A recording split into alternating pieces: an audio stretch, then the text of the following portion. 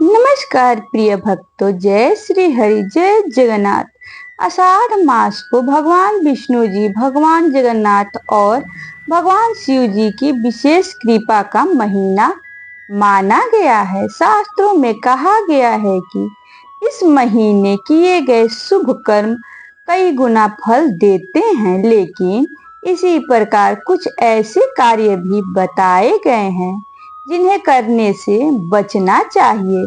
कहा जाता है कि यदि आषाढ़ मास में अनजाने में भी कुछ गलतियां बार बार की जाए तो व्यक्ति के शुभ कार्यों में बाधाएं आने लगती हैं, मन अशांत रहने लगता है और सुख समृद्धि की गति धीमी पड़ सकती है। आज की इस वीडियो में हम जानेंगे आषाढ़ मास की 7 ऐसी गलतियों के बारे में जिन्हें इस पवित्र महीने में भूल कर भी नहीं करना चाहिए। वीडियो को अंत तक अवश्य देखें, क्योंकि अंतिम गलती ऐसी है जिन्हें अधिकांश लोग अनजाने में कर बैठते हैं। यदि आप भगवान विष्णु जी और जगन्नाथ स्वामी जी के भक्त हैं तो कमेंट में अवश्य लिखें जय श्री हरि। अब आइए कथा प्रारंभ करते हैं। गलती नंबर 1, भगवान का स्मरण किए बिना दिन की शुरुआत करना। आषाढ़ मास आध्यात्मिक जागरण का महीना माना गया है। सुबह उठते ही सबसे पहले भगवान जी का स्मरण करें। ओम नमो नारायण का कम से कम 11 बार जप करें। यदि संभव हो तो स्नान के बाद भगवान विष्णु जी या भगवान जगन्नाथ जी के सामने दीपक जलाएं।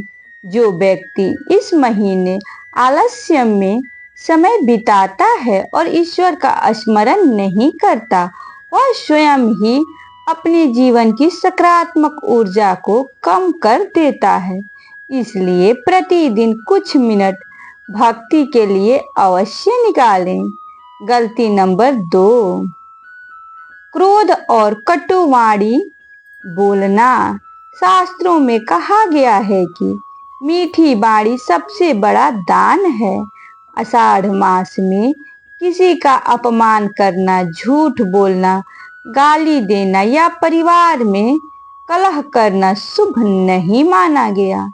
भगवान विष्णु जी शांत स्वभाव और प्रेम के प्रतीक हैं। जो व्यक्ति दूसरों को कष्ट देता है उसके जीवन में भी अशांति बढ़ने लगती है। यदि गलती हो जाए तो तुरंत क्षमा मांग ले। क्षमा मांगने वाला कभी छोटा नहीं होता। गलती नंबर 3, अन्न और जल का अपमान करना। अन्न को ब्रह्म कहा गया है। आषाढ़ मास वर्षा ऋतु का प्रारंभ होता है। इस समय अन्न का विशेष सम्मान करना चाहिए। थाली में उतना ही भोजन ले जितना खा सके। जल को व्यर्थ न बहाएं। गरीबों और जरूरतमंदों को भोजन कराने का प्रयास करें। ऐसा करने से भगवान विष्णु जी प्रसन्न होते हैं और घर में अन्न की कभी कमी नहीं रहती। गलती नंबर 4, माता पिता और गुरु का अनादर करना। जिस घर में माता पिता का सम्मान नहीं होता वहाँ सुख अधिक समय तक टिक नहीं पाता। आषाढ़ मास में प्रतिदिन अपने बड़ों का आशीर्वाद लें। यदि माता पिता दूर रहते हैं तो उन्हें फोन करके हालचाल अवश्य पूछें। गुरु, शिक्षक और बुजुर्गों का सम्मान करना भी इस महीने विशेष पुण्यदायक का माना गया है। याद रखिए, भगवान तक पहुंचने का मार्ग भी गुरु ही दिखाते हैं। गलती नंबर 5, दान पुण्य से दूरी बनाना। आषाढ़ मास में दान का महीना भी माना गया है। दान केवल धन का नहीं होता। भोजन दान, जल दान, अन्न दान पौधे लगाना, पक्षियों को दाना देना, गाय को हरा चारा खिलाना, ये सभी पुण्य कार्य माने गए हैं। दान हमेशा अपनी क्षमता के अनुसार और बिना दिखावे के करना चाहिए। सच्चे मन से किया गया छोटा सा दान भी भगवान को प्रिय होता है। गलती नंबर 6, व्रत और पूजा में केवल दिखावा करना। कई लोग पूजा तो करते हैं लेकिन मन कहीं और होता है। आषाढ़ मास में सच्ची भक्ति सिखाता है। यदि आपके पास अधिक समय नहीं है तो केवल 5 मिनट ही पूरी श्रद्धा से भगवान का नाम लें।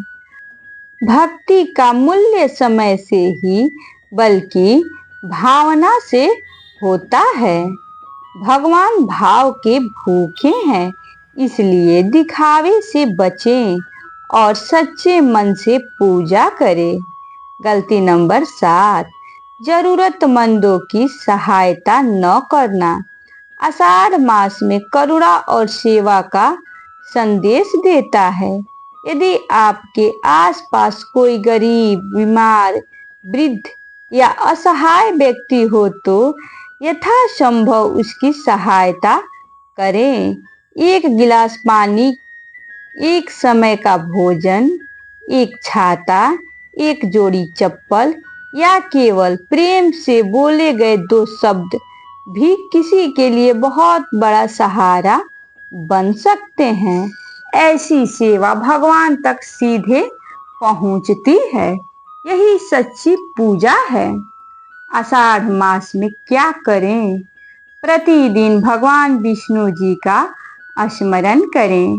ओम नमो नारायण मंत्र का जप करें। भगवान जगन्नाथ जी की आरती करें। तुलसी को जल अर्पित करें।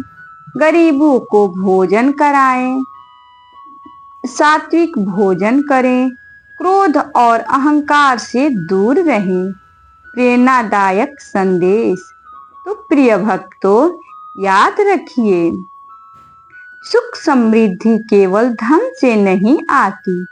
सच्ची समृद्धि आती है अच्छे संस्कारों से, भक्ति से और सेवा से। इसी तरह सदाचार से।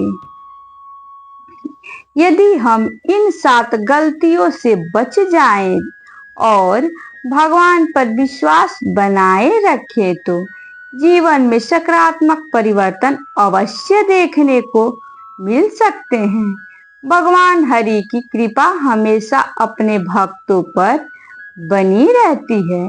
यदि आपको यह जानकारी अच्छी लगी हो तो वीडियो को लाइक करें, इसे अपने परिवार और मित्रों के साथ अवश्य शेयर करें ताकि अधिक से अधिक लोग आषाढ़ मास का महत्व समझ सकें। यदि आप पहली बार हमारे चैनल पर आए हैं तो चैनल को सब्सक्राइब करें और घंटी का बटन दबाना न भूलें। कमेंट में अवश्य लिखें जय श्री हरि, जय जगन्नाथ। इस प्रार्थना की साथ कि भगवान विष्णु जी और जगन्नाथ स्वामी जी आप सभी के जीवन में सुख, शांति, स्वास्थ्य और समृद्धि प्रदान करें। धन्यवाद। जय श्री हरि।